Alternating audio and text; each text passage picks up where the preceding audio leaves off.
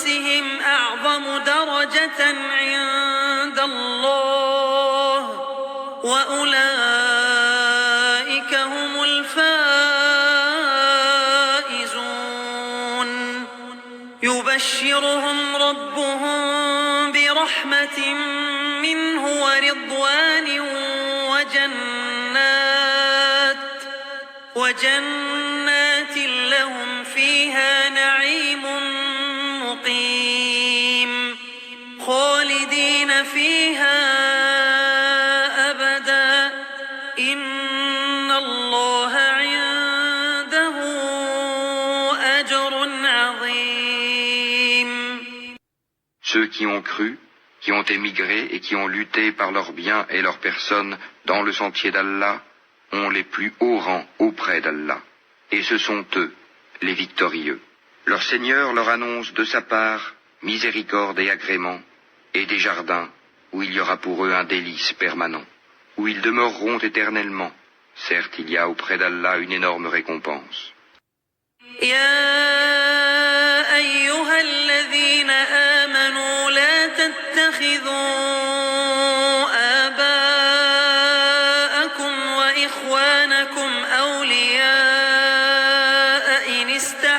الكفر على الإيمان ومن يتولهم منكم فأولئك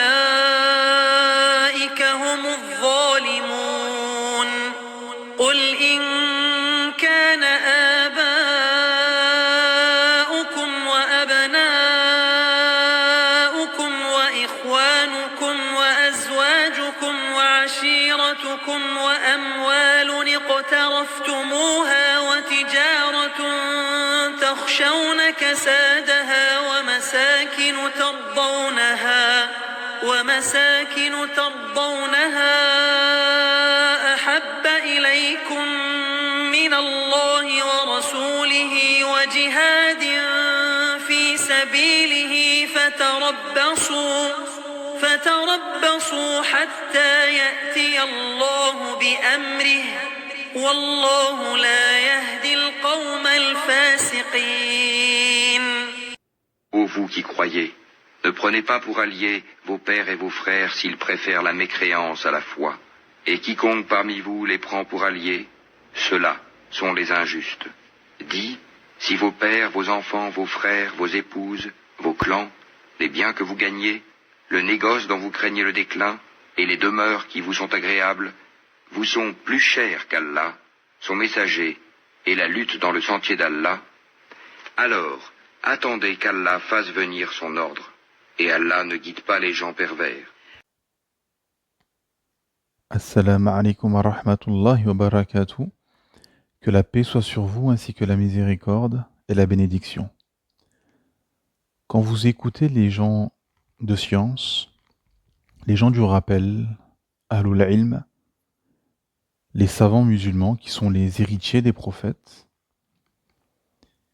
et chez qui il faut se référer quand on est ignorant d'une question ou de quelque chose, comme Allah subhanahu wa ta'ala nous l'a ordonné dans son livre, que vous cheminez, que vous êtes dans une ascension spirituelle, que vous êtes dans une recherche scientifique islamique, que vous lisez, que vous recherchez, que vous étudiez les textes islamiques, le Coran, la Sunna, les tafasirs, les exégèses, les paroles de savants, l'explication des savants, l'explication des gens de science qui nous ont devancés et qui ont étudié toutes les questions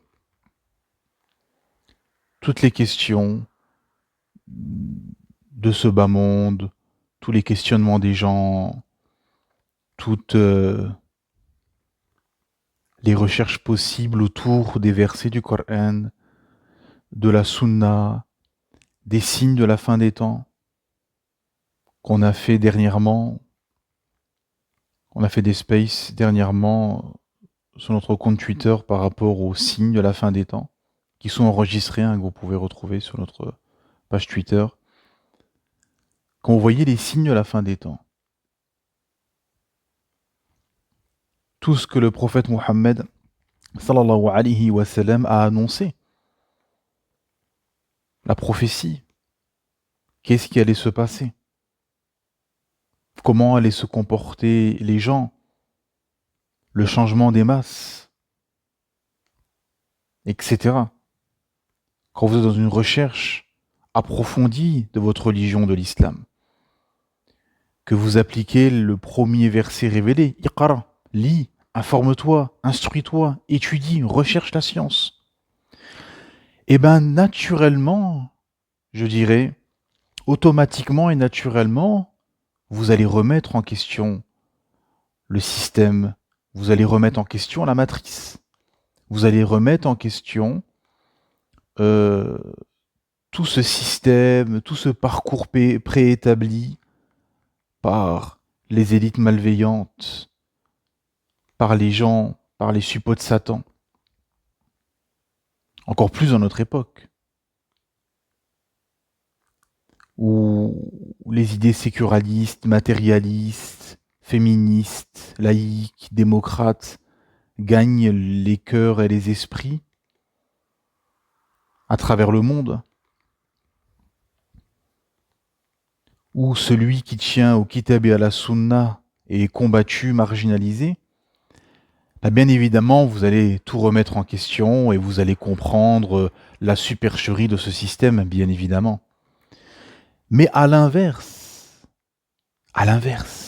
mes frères et sœurs, et vous qui n'êtes pas musulmans, il faut comprendre ceci parce que beaucoup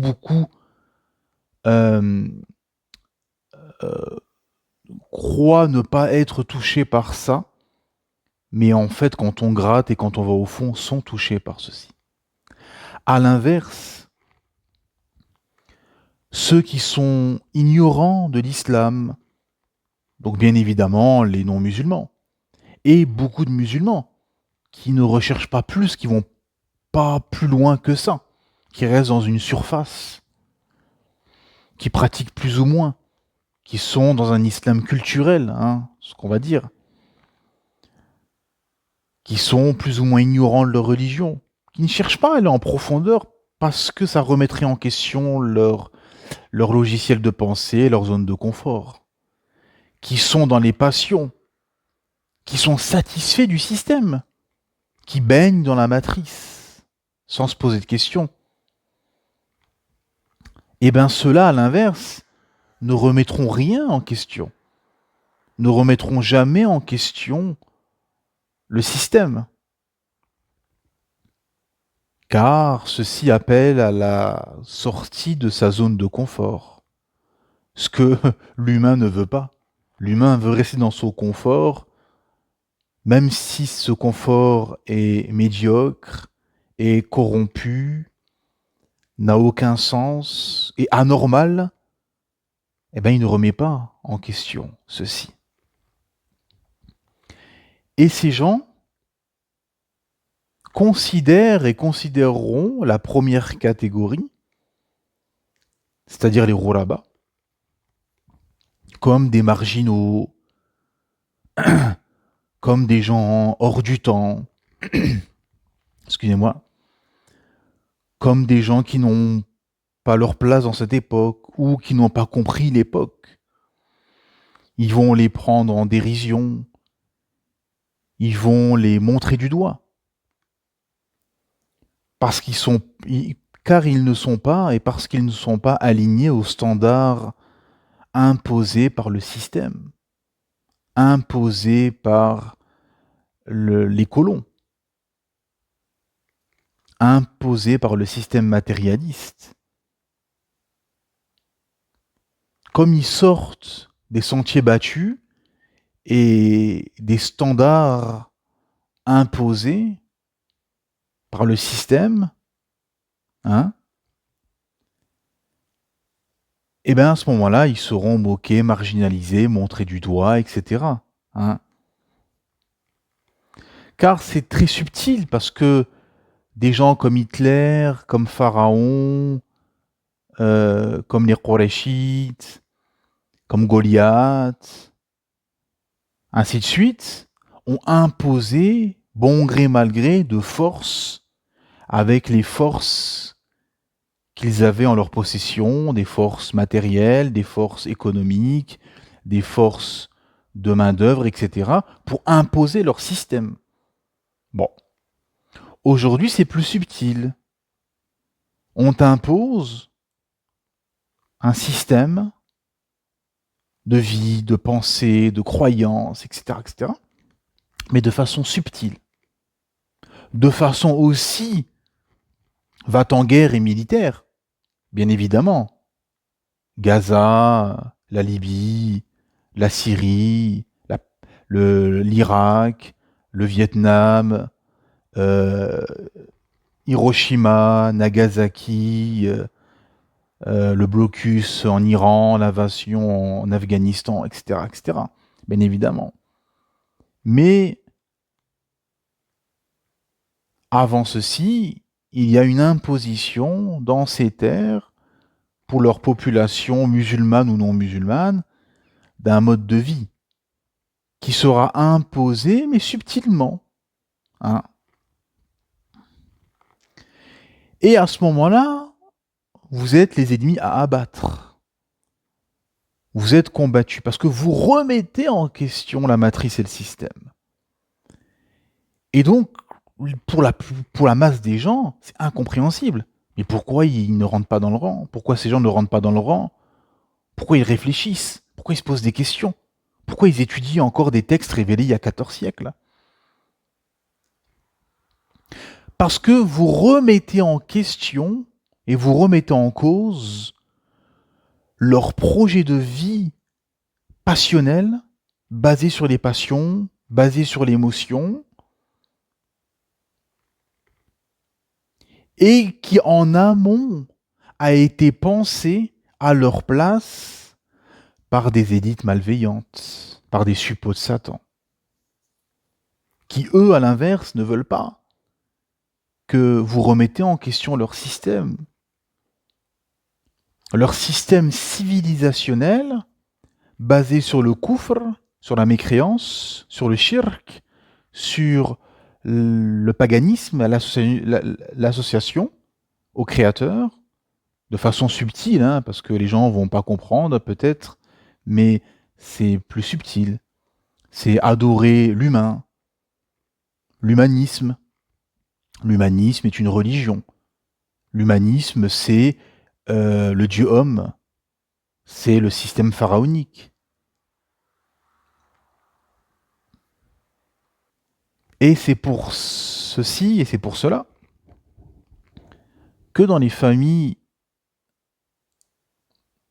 maghrébines, turques, africaines, qui s'affilient à l'islam, des familles musulmanes d'héritage, qui sont dans un islam culturel, plus culturel que révolutionnaire, eh ben ne comprennent pas.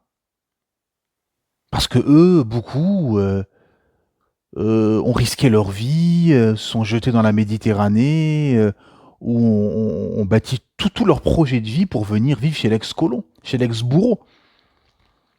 À se soumettre au système de l'ex-bourreau, à faire des boulots que les colons ne voulaient pas faire. Et ils ont accepté d'être dans des enclaves où règne le désordre, les trafics de drogue, les appartements insalubres, les tours HLM, etc., etc. Accepter tout ceci pour assouvir et pour réaliser le projet de leur vie qui était de vivre chez l'ex-colon et vivre comme le colon. Et vous, à l'inverse, comme vous remettez tout ceci en question, vous dites à vos proches qu'ils n'avaient pas à venir chez l'ex-colon en terre de mécréance et à vivre sous leur loi, sous leur système et à les suivre dans leur mode de vie, dans leur système de pensée, etc., etc.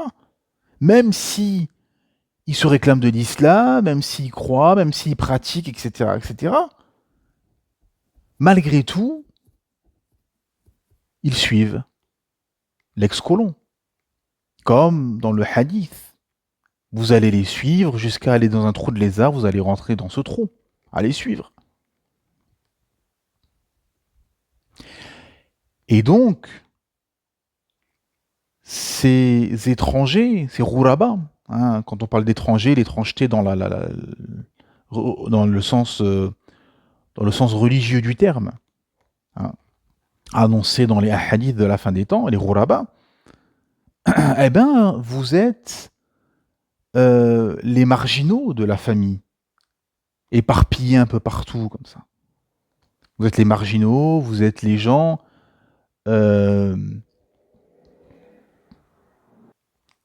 qui sont les échecs des familles respectives. Parce qu'ils n'ont pas accepté l'inacceptable. De se soumettre au système, de continuer ce spectacle affligeant, de continuer cette médiocrité. Non, vous avez décidé de lever la tête, de revenir réellement et concrètement au Coran et à la Sunna, à la révélation du Créateur, Allah subhanahu wa ta'ala, et vous avez remis en question tout ce spectacle affligeant.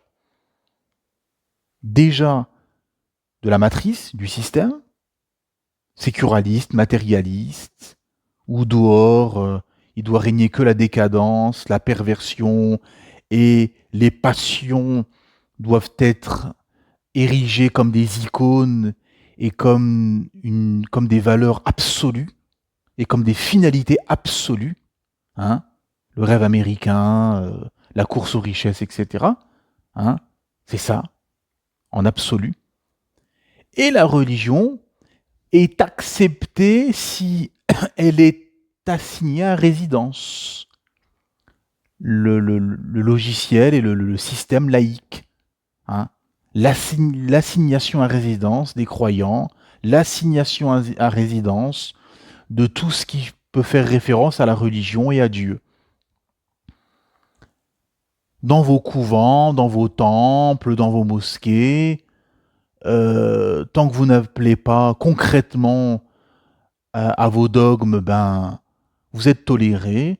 Sinon, on fermera votre lieu de culte, on expulsera vos imams, ou on leur fermera le clapet. Et c'est ce qui se passe actuellement en France.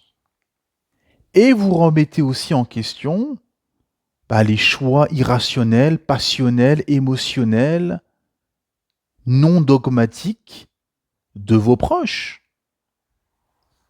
qui ont quitté des terres d'islam pour des terres mécréantes, ce qui est strictement interdit en islam. Hein. Surtout pour les raisons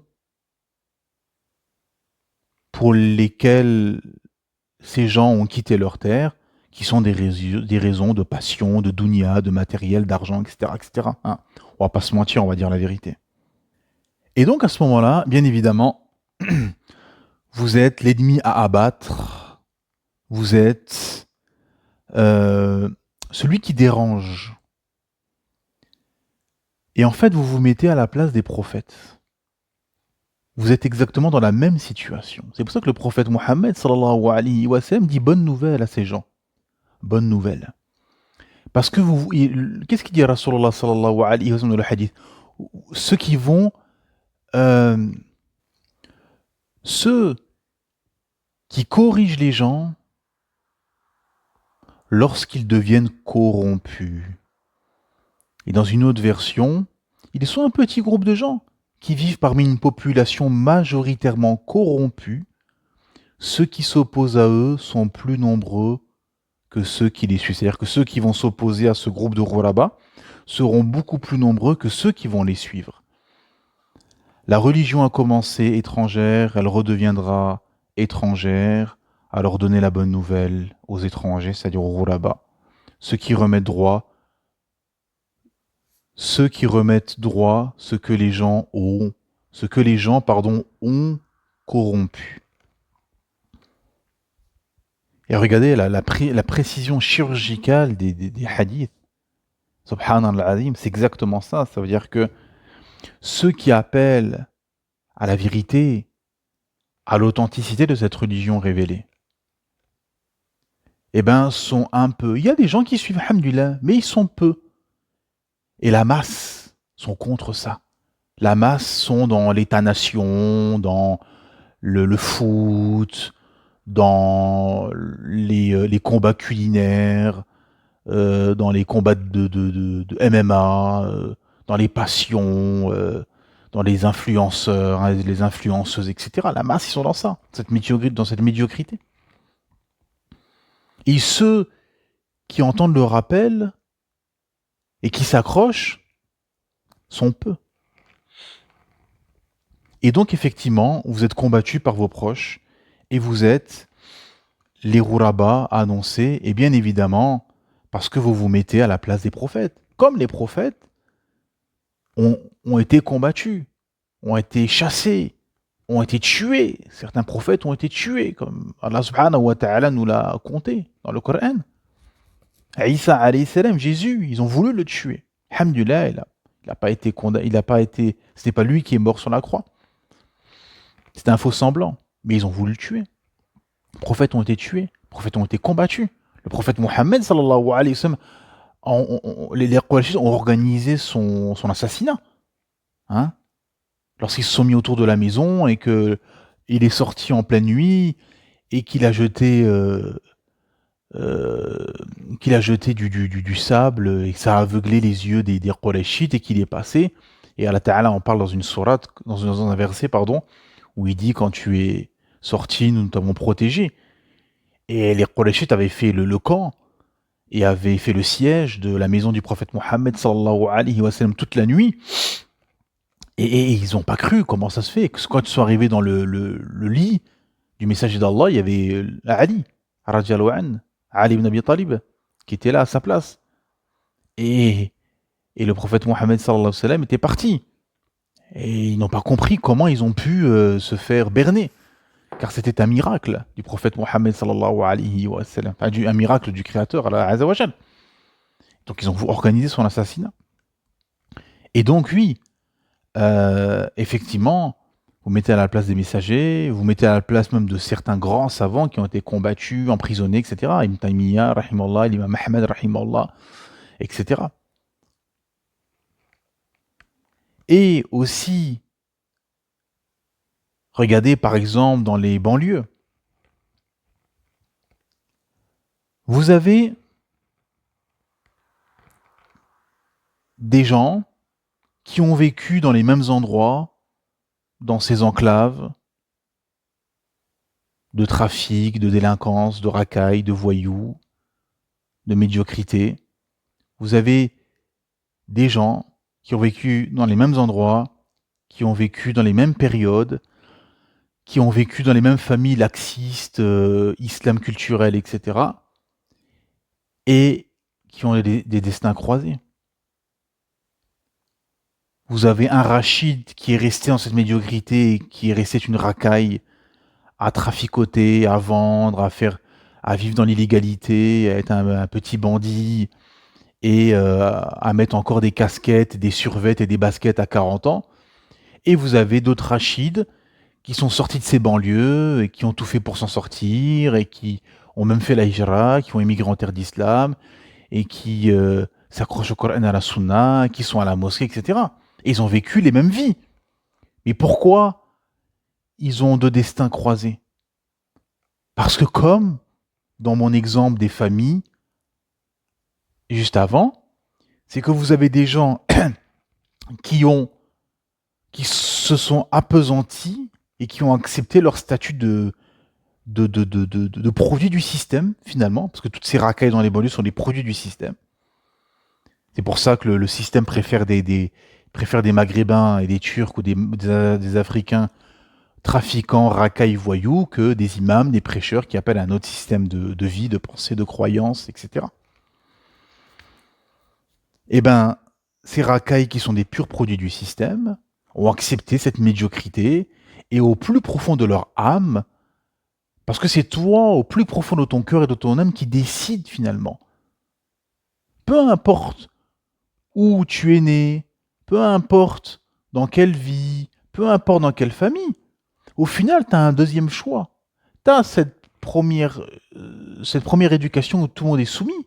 Comme le prophète Mohammed sallallahu alayhi wa sallam qui dit « Tout enfant est né sur la fitra, est un musulman, et c'est son père qui en fait de lui un chrétien, un juif ou un adorateur du feu. » Donc, tu as cette première éducation où tu es soumis.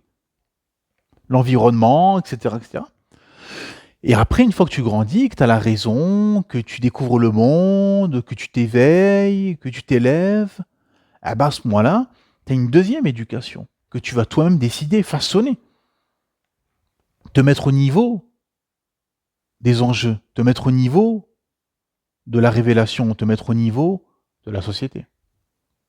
Et donc, vous avez des gens qui ont fait ce travail, qui ont compris la supercherie, qui sont nés dans ces banlieues, etc., qui ont compris la supercherie, qui ont analysé, qui ont lu les événements,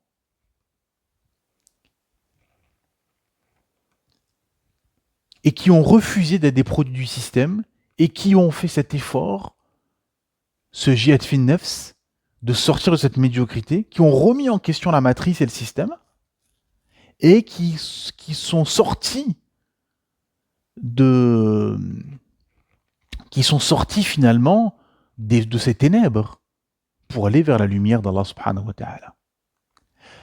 Et à l'inverse, les mêmes gens, au même moment, aux mêmes époques, dans les mêmes familles, dans les mêmes banlieues, aux mêmes dates, ont, eux, fait le choix de rester dans ces ténèbres et de ne pas remettre en question le système et la matrice, et au contraire de s'appesantir et de s'enfoncer et d'accepter leur statut de produit du système.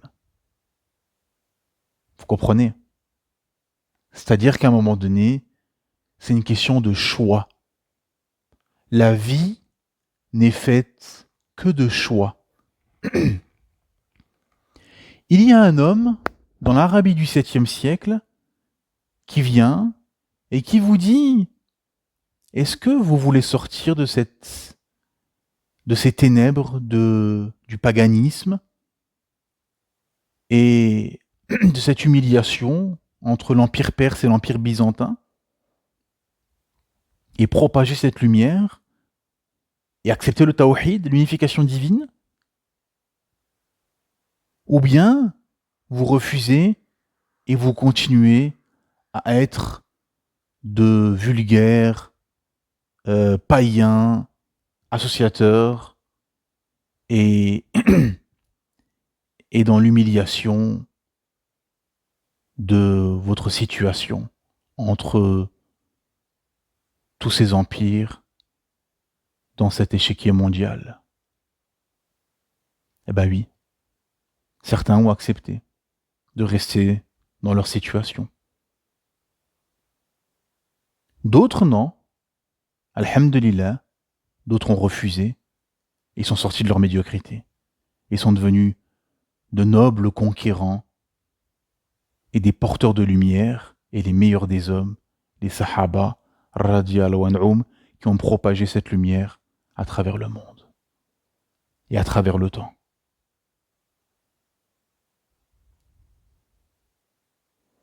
Et les Qurayshites et beaucoup de gens n'ont pas accepté et sont morts dans le shirk. Et ont accepté de se soumettre, et ils se sont soumis au système de leur époque. Comme aujourd'hui, 14 siècles plus tard, vous avez ces racailles qui sont d'héritage musulman, eh ben, se soumettent finalement à la matrice, au système,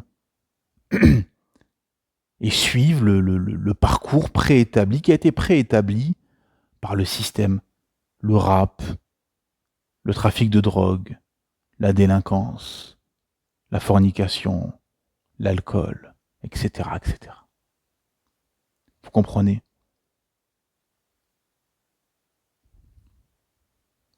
Et c'est pareil pour tous les sujets. Pareil pour le travail, comment il est devenu aujourd'hui, une sorte d'esclavage où on parque les gens pendant 30-40 ans dans, dans des bureaux, dans des usines, dans des dépôts, pour espérer avoir une pension à 65 ans. Où les gens sacrifient finalement toute leur vie, abandonnent leurs enfants chez des nounous, dans des crèches, etc. Acceptent de passer des heures dans les transports, etc. Pour finalement jouir de 20 ou 30% du salaire qu'ils vont recevoir, parce que le reste va partir dans le loyer, les factures, le plein d'essence, etc., etc., etc. C'est pareil pour les relations sociales, l'individualisme, etc. Pour la sécularisation des esprits, la laïcisation des âmes, où les gens finalement ne tolèrent plus de religiosité à l'extérieur, où c'est quelque chose de bizarre. C'est pour ça que le hijab et compagnie, c'est pour ça que le hijab ou les abayas sont combattus. C'est pour ça que quand on voit un homme en Occident en qamis et en barbe, bah c'est bizarre, c'est etc. Parce que les gens en fait euh, sont normatifs au final et acceptent et se soumettent à la norme et ils ne la remettent pas en question. Pourquoi? Parce que remettre en question un empire, un système de vie, de pensée, que ce soit à l'époque des Qurayshites, à l'époque de Pharaon, à l'époque de Sodome et Gomorre, ou aujourd'hui à notre époque, remettre en question, c'est sortir finalement de la norme. Et quand on sort de la norme, ben on est marginalisé, on est montré du doigt, on est combattu, on est et on est hors de sa zone de confort. Et on va se retrouver à faire des sacrifices. Vous comprenez? C'est pour ça que la hijra, l'immigration en terre d'islam, c'est un acte qui est énorme et que beaucoup ont du mal à l'accepter et à le faire parce que c'est sortir complètement à 100% de leur zone de confort et d'habitude. C'est pour ça que malgré le combat qui est fait, malgré les humiliations, malgré l'avilissement, malgré les fermetures injustes de mosquées, d'écoles musulmanes, d'imams expulsés, etc., malgré tout, la masse reste dans cette terre. Parce que c'est tout leur projet de vie, comme j'expliquais tout à l'heure, qui est remis en question. Et que finalement, bah, les passions et leur endoctrinement mental et leur colonisation des esprits est plus fort que leur soumission à la loi du Créateur. Et même au Créateur. Vous comprenez? Parce que là, on touche le fond, en fait. On va en profondeur et on va on touche le fond, en fait, de toute la problématique, finalement. C'est-à-dire que tu remets en question la matrice ou tu te soumets à la matrice. Ah! C'est pas une mince affaire, vous savez, mes frères et sœurs. Et vous qui ne serez pas musulmans. Parce que derrière, ça implique beaucoup de conséquences.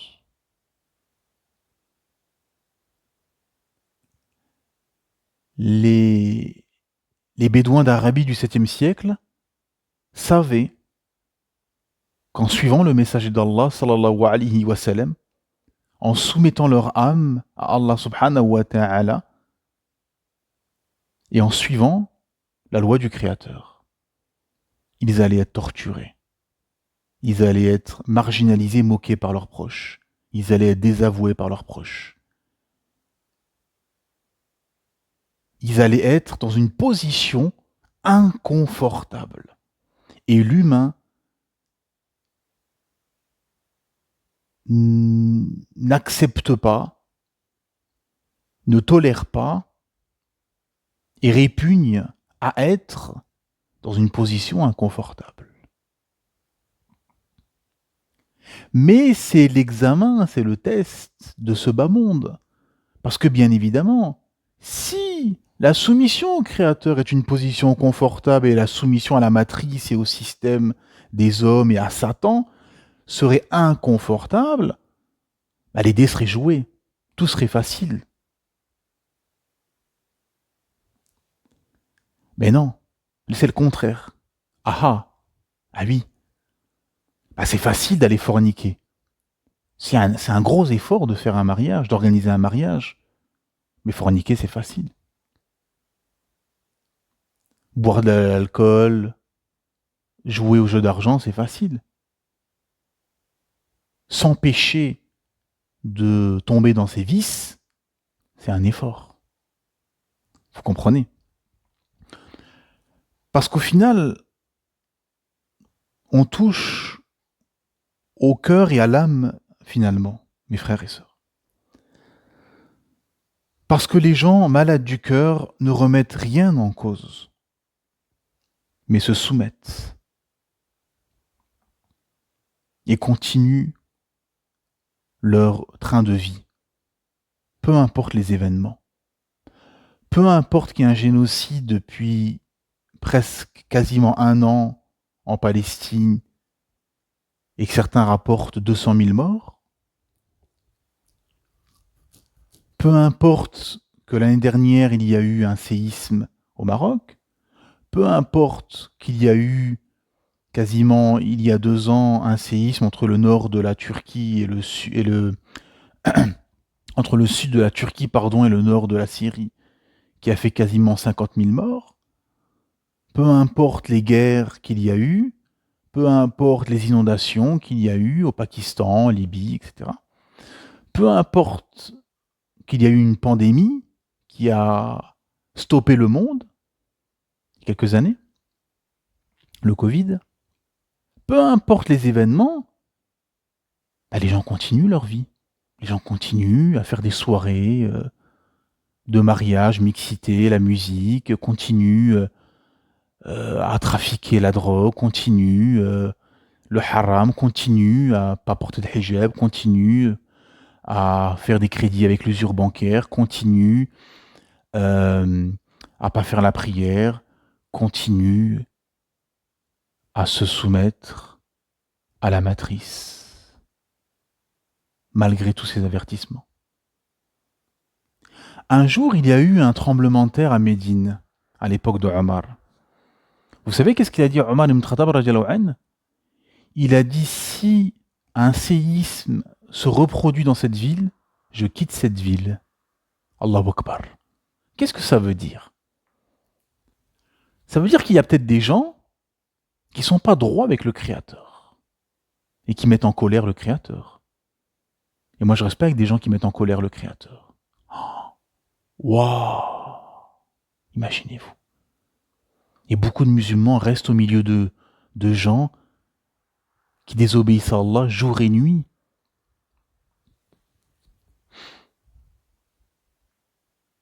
Chacun doit se remettre en question. Et doit se dire, mais je vis avec qui? Je suis entouré de qui? Ah, bien évidemment, là on sort de sa zone de confort, on se remet en question. On remet en question sa vie. Et oui, parce qu'au final, tout ceci est un test et on est en tête-à-tête avec son âme, mes frères et sœurs. On est en tête-à-tête avec son âme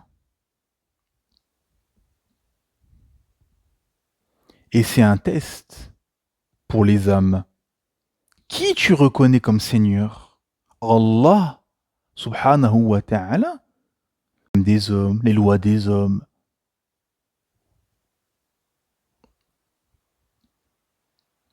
Ou bien Masih ad-Dajjal. Wal'iyadu billah. Et ça va être un test pour les croyants qui seront à cette époque-là. Et surtout pour ceux qui sont des gens qui trichent avec Allah subhanahu wa ta'ala et qui sont hypocrites. Car Allah ta'ala dévoile les hypocrites, mes frères et sœurs. On peut tricher avec les créatures. On peut manipuler les créatures, mais on ne triche pas avec le Créateur. Vous savez, le jour du jugement, les hypocrites croiront avoir réussi leur fourberie. Et au jour du jugement, ils seront avec les musulmans, avec les vrais croyants, sincères. Et ils croiront avoir réussi leur coup. Mais non, ils seront désavoués et ils seront dévoilés ce jour-là.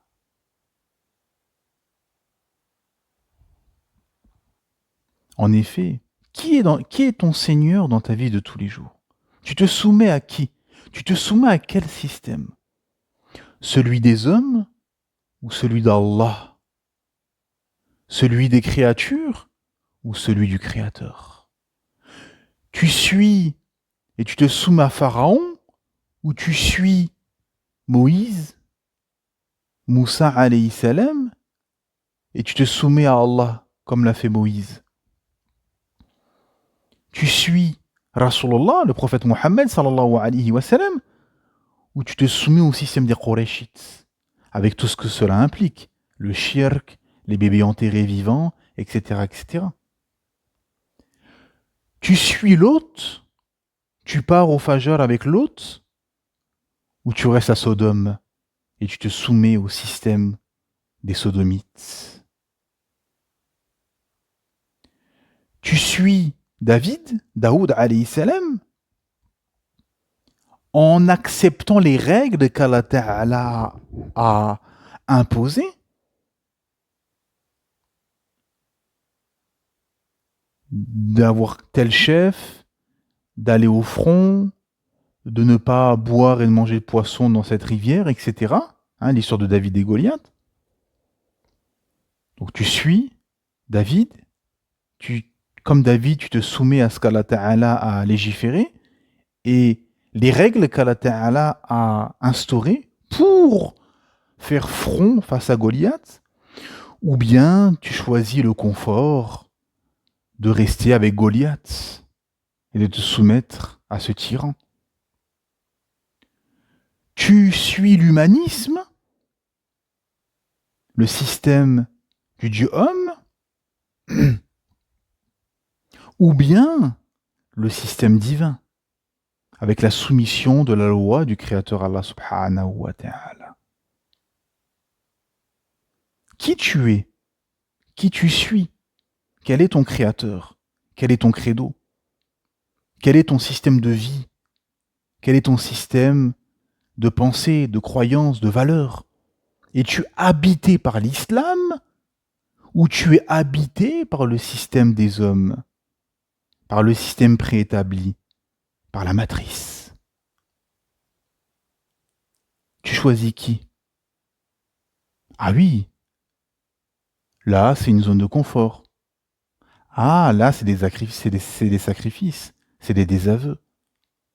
C'est être montré du doigt jusqu'à ses propres proches, comme dans les hadiths des Ghuraba.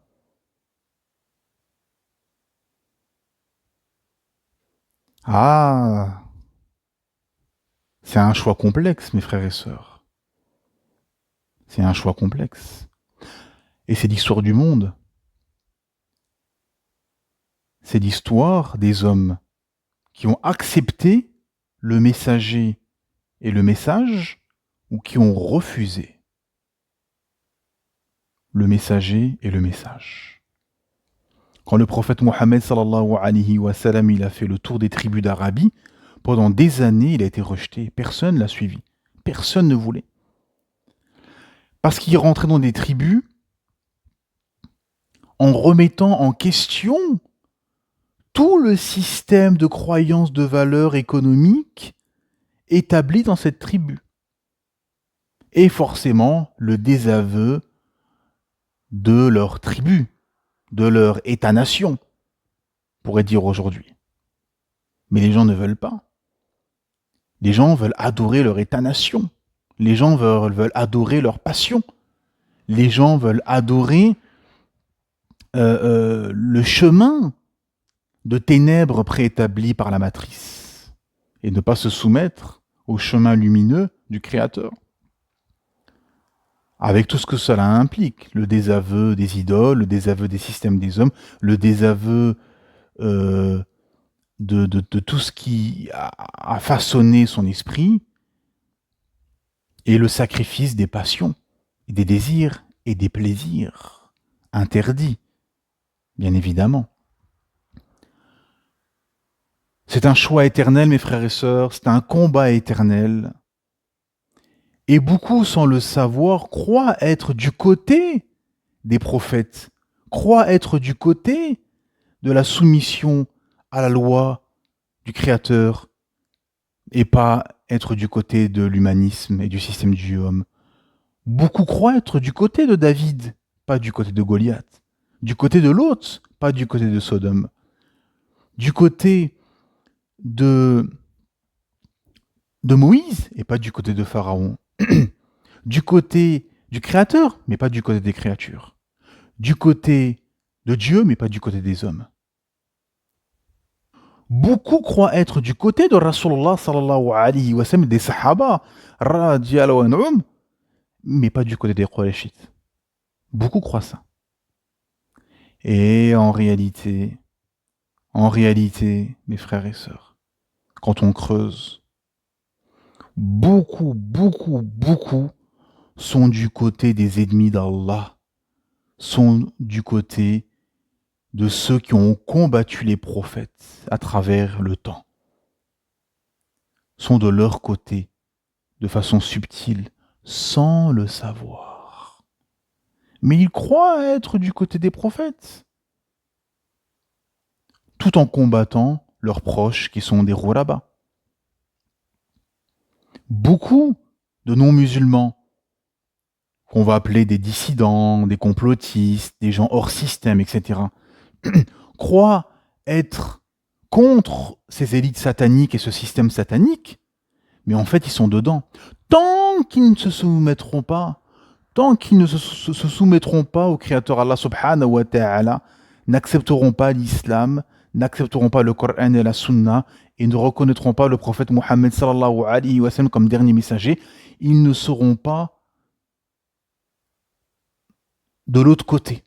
Ils seront, malgré tout, un peu en dehors en remettant en question qu'Allah les guide, mais ils seront toujours, parce que ils seront toujours du côté de la matrice. Parce que c'est quoi être satanique? C'est ne pas suivre tout simplement le Coran et la Sunna. Quand tu fais pas la prière, c'est du satanisme. Parce que Shaitan, le diable, veut que tu ne fasses pas la prière. Quand tu ne mets pas le hijab, c'est du satanisme. Parce que Shaitan, il veut que tu ne mettes pas le hijab. Ainsi de suite. Shaitan, il veut que tu fasses l'inverse. Riba, pas de hijab, se raser la barbe, pas de prière, boire de l'alcool, etc., etc., etc., etc., etc.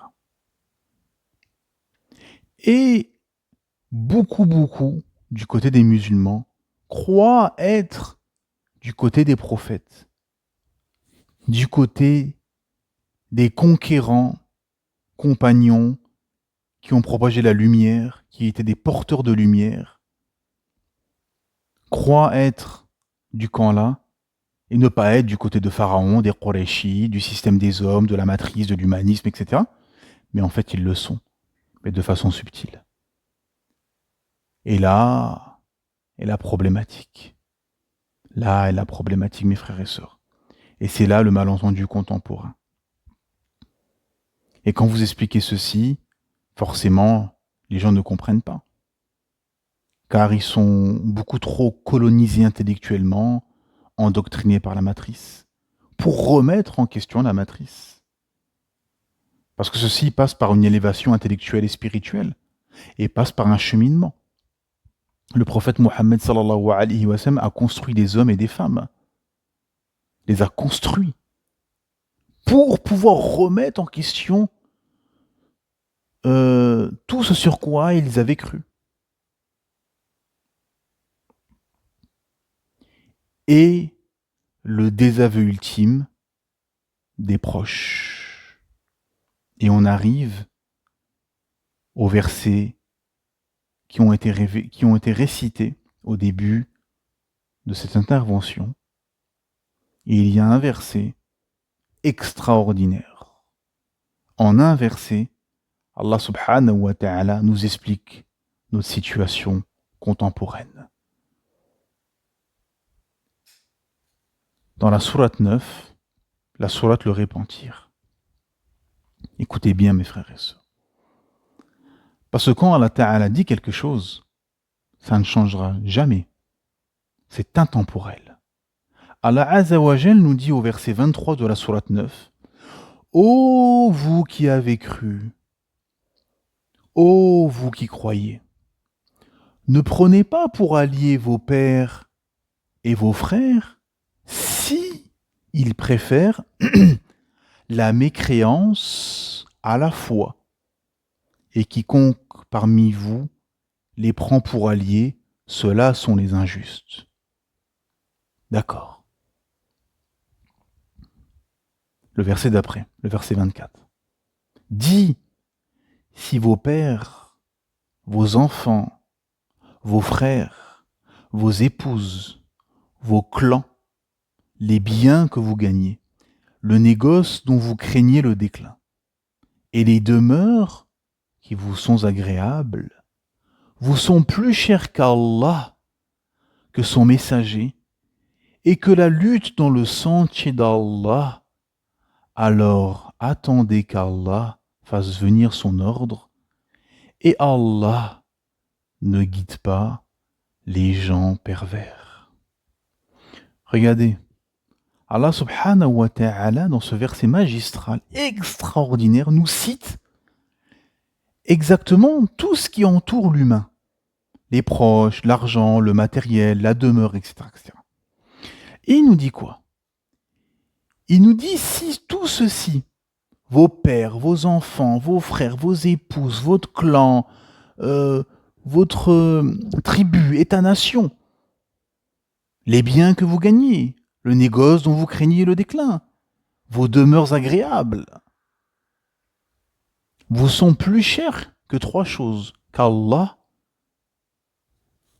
que son messager, que la lutte dans le sentier d'Allah.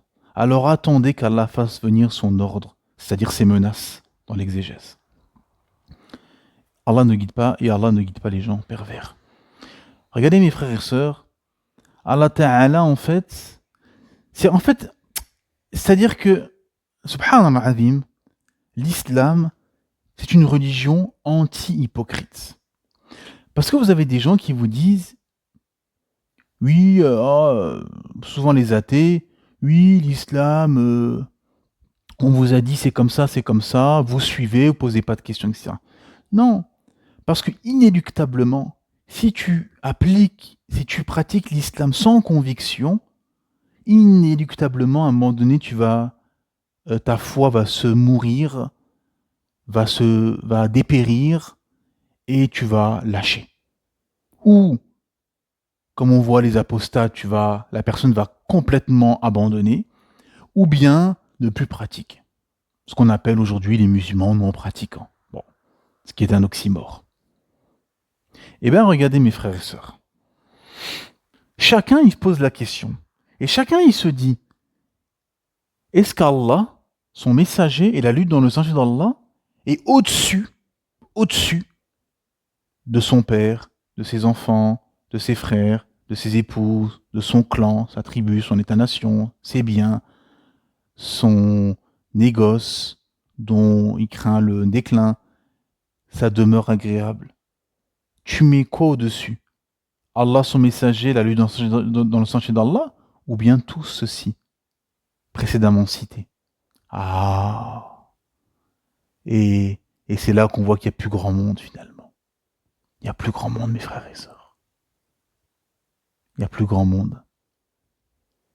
Qui aujourd'hui, combien dans le monde actuellement mettent Allah, son messager et la lutte dans le sentier d'Allah au-dessus de tout ça?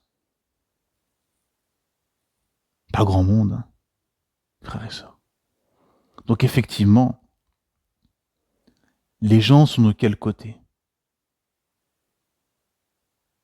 Tu es du côté des ennemis d'Allah, des systèmes humains,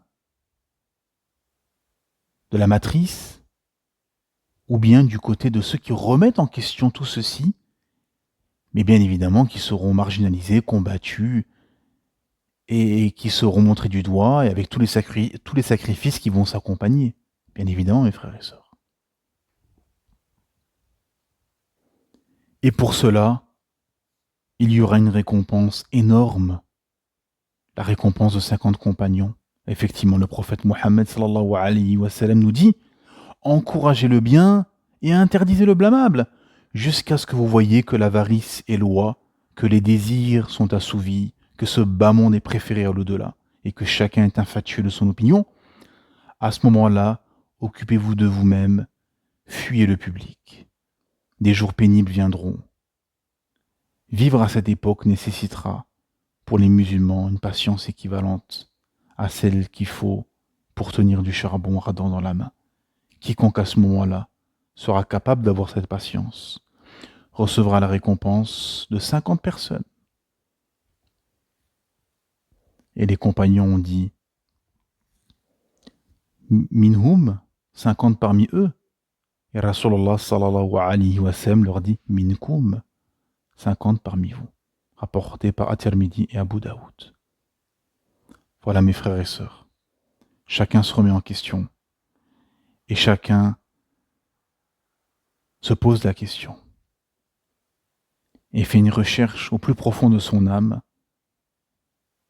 s'il est dans un désaveu absolu et permanent de la matrice, ou bien si finalement il accepte et il se soumet en suivant les dictates et en suivant les standards imposés par la matrice, comme Pharaon, jadis, avait imposé un système de vie comme les Qurayshides, comme à Sodome et Gomorrhe, comme Goliath, etc., comme les Ad, les Thamoud, etc., etc., etc.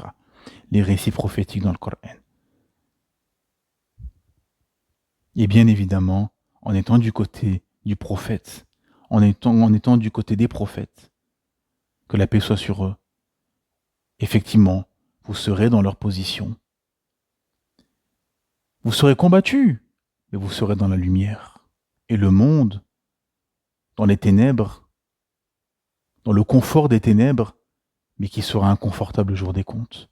Et vous, dans cette lumière, faite de sacrifices, de désaveux, de combats, mais vous serez dans le confort éternel de la lumière divine le jour des comptes.